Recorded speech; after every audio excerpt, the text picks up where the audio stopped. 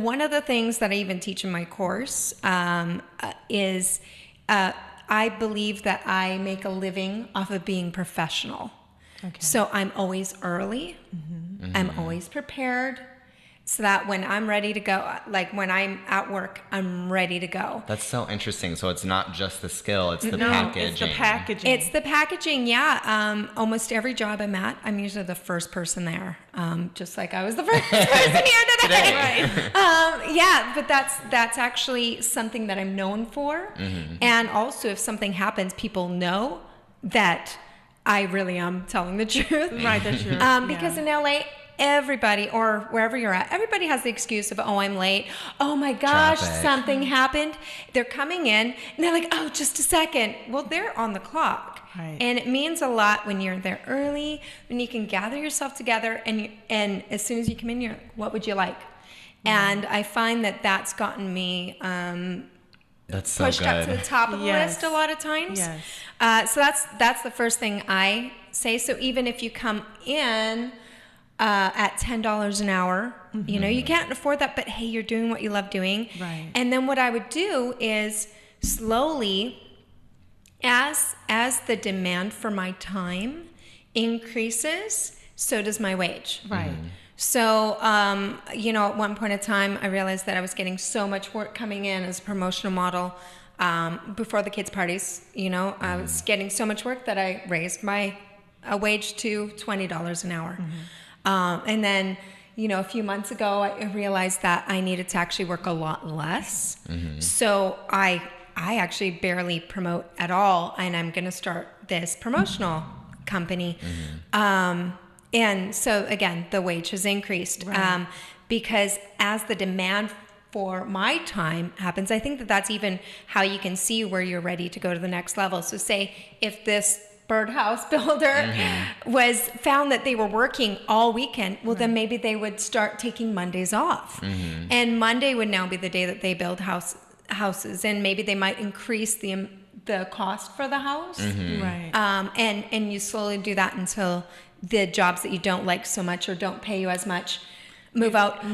And one more thing that I did do is when I went to that next level, a lot of times I'd tell my current employer, because all of them are all independent, I'd say, hey, you know what, I'm actually now needing this amount of money. Mm-hmm. And some of them actually moved with me. Mm-hmm. And some of them had to be put to the wayside. So that was... And that is what it is. Yeah. That's interesting. And on that topic, because my business is very new, the business that I'm in right now is very new.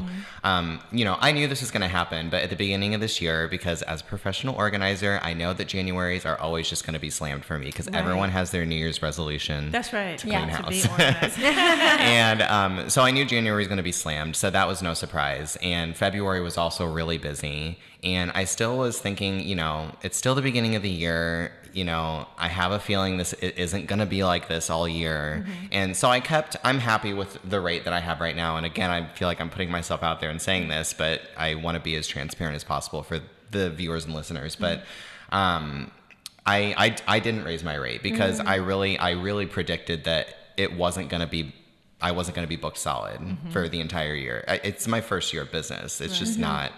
That's not really a feasible thing to think, I think anyways.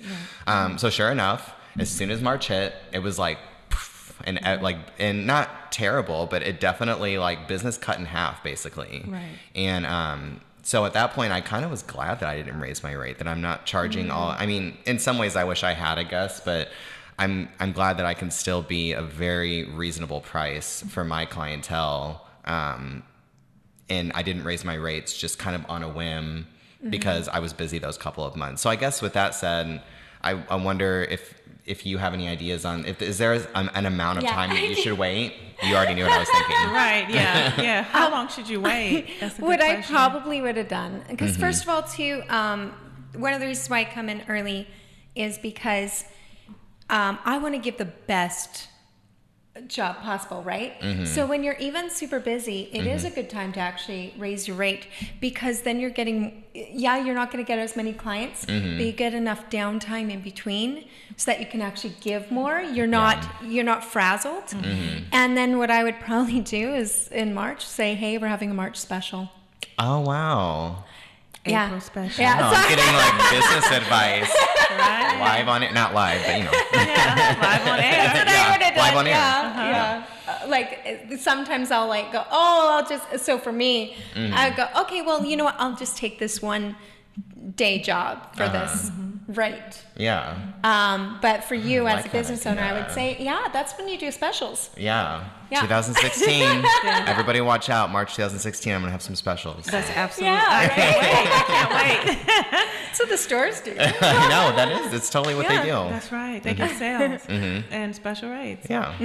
So Another question I had, and you brought up a very good point of, and the dialogue between the two of you is, when do you raise your rates? Should you raise your rate? And that's another place where people are a little bit uncomfortable because they don't know when they should actually raise their rate because they're not confident in the value of the work they do, or they don't feel that they have the experience that would demand that rate. honestly, say even if somebody was doing a 9 to 5 and that's what they like, because there are people that are like that. But I've seen people work for 10, 20 years at the same rate or waiting until somebody bumps them up. Right. But actually it's funny because when I was in the service industry, I found that I did such a good job at the low rate that I had that when I was a host, 12 of my people I trained to be a host became servers, and I still never got asked. And so I actually think that what you would do is when you're really good and they really need you to do their job, then I would actually start applying for other work to the next level. Right. Honestly. And contact your boss and say, hey, you know what? I would like to be at this next level. Maybe even after you've gotten the offer. But I would actually, I would probably go that way because, yeah, I mean, if you are doing a really good job, you're reliable.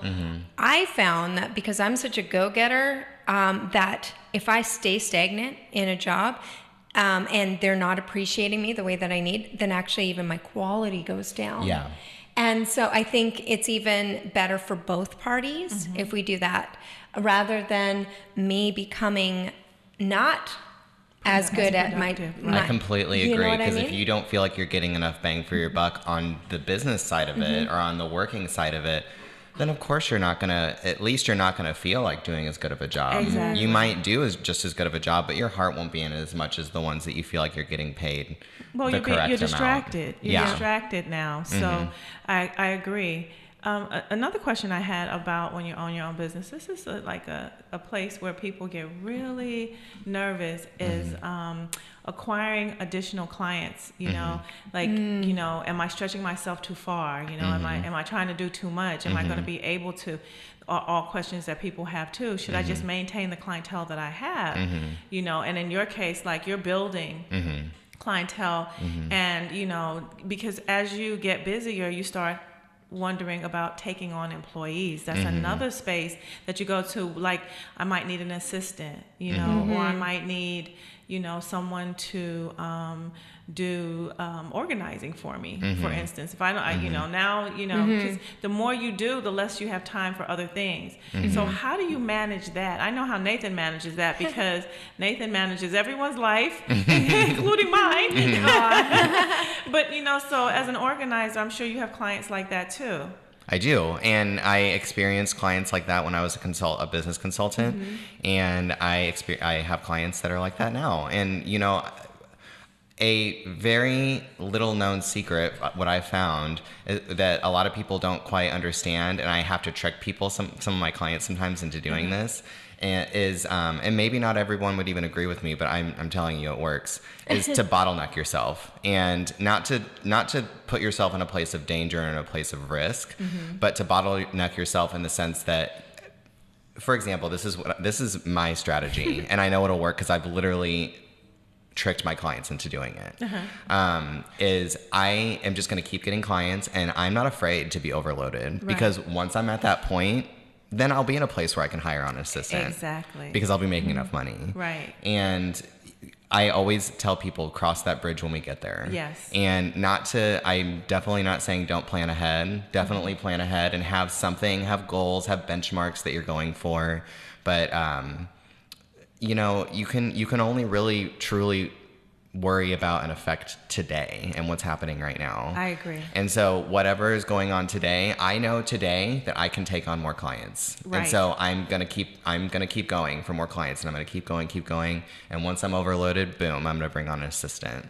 And there are ways to be prepared to bring on an assistant too, which I also help people with. So now that brings up a wonderful point. Mm-hmm. If someone wanted to contact you so that you could help them get organized Mm-hmm. and help, you know, them even decide when they may need to have an assistant, how would they contact you? The two best ways to contact me are to go to my website at www.nathanm.finch.com, or to go to my YouTube. Just type in Nathan Finch, and I'm the first one that pops up.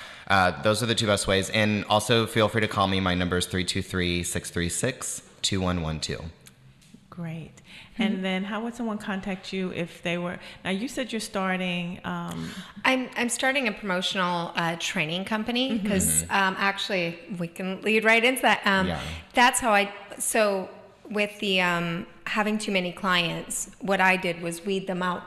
But then I realized, well, first of all, when I do weed out people, I usually recommend somebody in that spot. I say, you know what? Like, I usually leave on really good terms because I might need that in the future. Yeah, Right. You don't want to burn So bridges. I say, you know, thank you very much. You know, this person is really good. But what happened was in the promotional modeling industry, I found that there's not enough people that think of work ethic the way that I do. Right. And I found that I actually needed to train people in order to do a really good job that I could recommend them. And I was doing that for the last 15 years. Yeah. But it's a lot of time that I couldn't afford to do for free. So now I'm starting up a company. You know, if you want to be a bartender, you go to bartending school. There's nothing like that in the promotional world. And honestly, I've gone to many jobs where people are just sitting around. Yeah. And we're supposed to be actually promoting a product. And so I've started a class, which is, That's so great. And, you Yeah. know, it's interesting because, well, first of all, did you want to get her contact information? Oh, yeah. Yeah, Because you asked me and then you went to her. I don't want to interrupt. Give us your contact information first. Same thing. I think you can just call me 310-409-5567. And sandysunshine.com is about to be up and running as well. So you can contact me through either of those things. And Okay. yeah.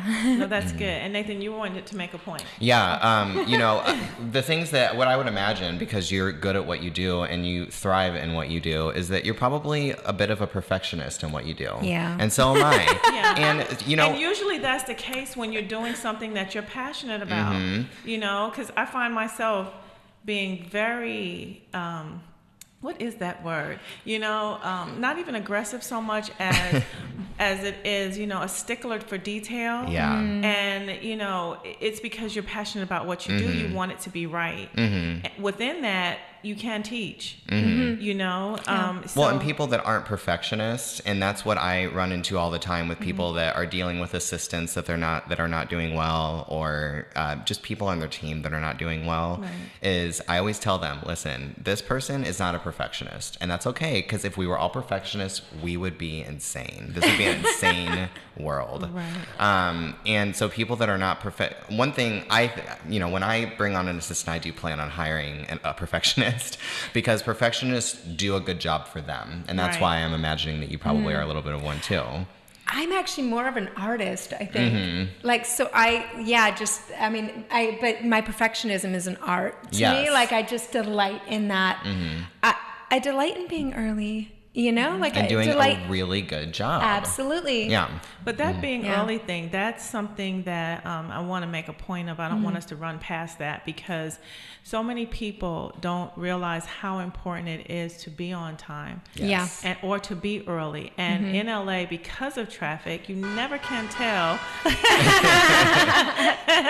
You never 24/7. can tell 24/7. You never can Yeah. tell when you're going to be stuck in traffic. So you do have to leave a little earlier, and you might be sitting somewhere for an extra 30 minutes or something because you don't want to be late. Because it's better to be early and have to wait than it is to be late and have people waiting for you. Absolutely. Yeah. And it's a great work ethic, and people notice.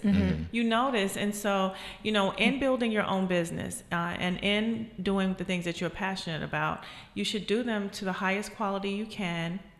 And you should also present yourself in a way that is professional, and a part of that is being Absolutely. on time.